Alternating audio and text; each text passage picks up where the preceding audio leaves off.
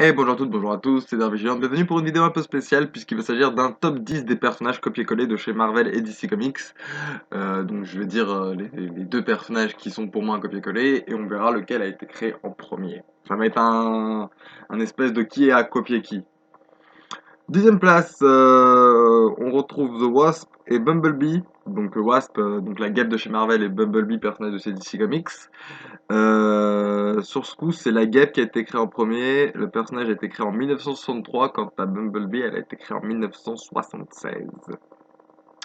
Numéro 9, Atom et Ant-Man, puisque donc Atom, le tout premier Atom de la Justice Society of America, a vu le jour en 1940, quant à Ant-Man, donc le premier Ant-Man également, donc Hank Pym, a vu le jour en 1962, mais il y a quand même une forte ressemblance dans les dernières incarnations de ces personnages, donc Ray Palmer et Scott Lang, puisqu'ils ont tous les deux le pouvoir de s'agrandir ou de se rapetissir. Scott Lang a quand même, enfin du moins Ant-Man a une petite particularité que Atom n'a pas, c'est qu'il peut communiquer avec les fourmis.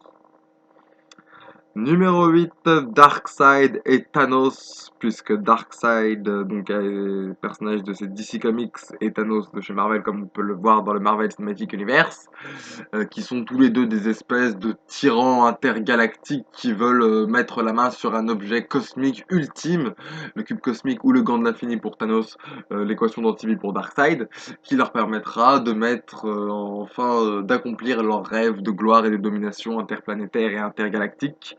Et pour le coup, c'est Darkseid qui a été créé en premier puisqu'il est apparu en 1970. Quant à Thanos, il est apparu en 1973, soit 3 ans plus tard. Numéro 7, Black Cat et Catwoman. Comment ne pas les mettre dans le classement? Je veux dire, la voleuse féline qui a une affiliation à la justice assez ambiguë, commencé criminel, puis redevenu justicier, puis redevenu criminel. En bref, on sait pas trop de quel côté elle est, puis elle est totalement amoureuse du héros respectif de sa série, donc Spider-Man pour Black Cat et Batman pour Catwoman, et pour le coup c'est Catwoman qui est apparue bien avant, puisque Selina Kyle est apparue en 1940. Quant à Black Cat, donc alias Felicia Hardy, elle est apparue en 1979. Numéro 6, Swamp Thing et Ant-Man, donc la créature des marais et l'homme-chose de chez Marvel, qui sont tous les deux des êtres végétaux qui ont un petit côté mystique. Ant-Man, lui, n'importe quoi. Man-Thing, lui, est chargé de garder un espèce de portail multidimensionnel.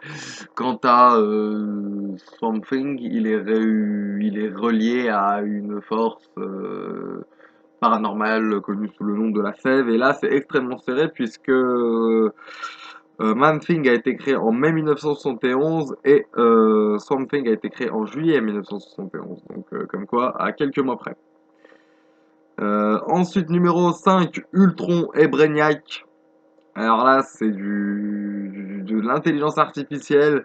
Puis Brainiac a été créé en 1958 pour chez DC Comics. Et Ultron a été créé en 1968, donc 10 ans après chez Marvel Comics.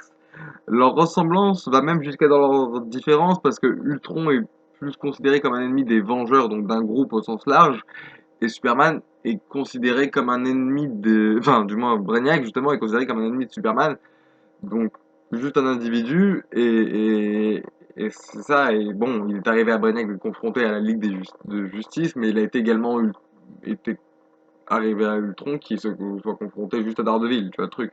Donc même dans leurs différences, ils ont des similitudes. Donc là, du coup, c'est Brainiac qui a été créé donc 10 ans avant. Ensuite, c'est Flash et Quicksilver en numéro 4. Comment ne pas les mettre dans les 4 premiers, puisque leur pouvoir et leur unique pouvoir qui est la vitesse et leur unique lien du coup. Du coup Flash, le premier Flash, Jay Garrick, qui a été créé en 1940, donc bien avant Pietro Maximoff, qui lui a été créé en 1964. Ensuite, en numéro 3, on a Namor et Aquaman, donc deux souverains d'Atlantis.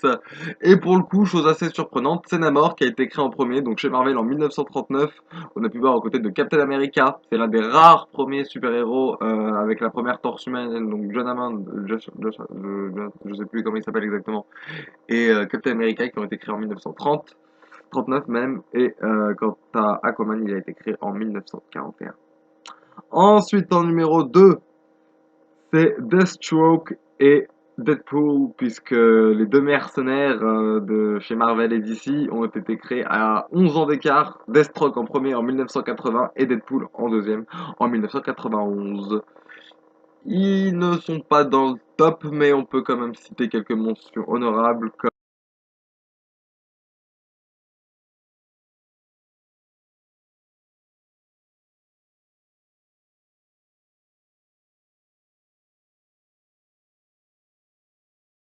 podium numéro 1 des plus grands copier-coller de Marvel et DC, Hawkeye et Green Arrow. Alors là, je veux dire, c'est vraiment du copier-coller à la virgule près. Le mec, avec une seule capacité spéciale, le maniement de l'arc, et c'est tous les deux des archers, hors pair. Et donc, du coup, le premier créé a été Green Arrow, puisqu'il a été créé en 1941, et Hawkeye a été créé en 1964. Donc, ce qui nous fait un, 2, 3 personnages pour Marvel, et un, 2, 3, 4, 5, 6, 7 pour Marvel, pour DC Comics, voilà. C'est tout pour ce petit top. Quant à moi, je vous donne bien rendez-vous la prochaine fois pour de prochaines vidéos. Comme d'habitude, si vous avez kiffé la vidéo, n'oubliez pas de mettre un pouce bleu. N'oubliez pas de vous abonner au Facebook et au Twitter. Quant à moi, je vous donne rendez-vous pour la prochaine vidéo. Salut à tous!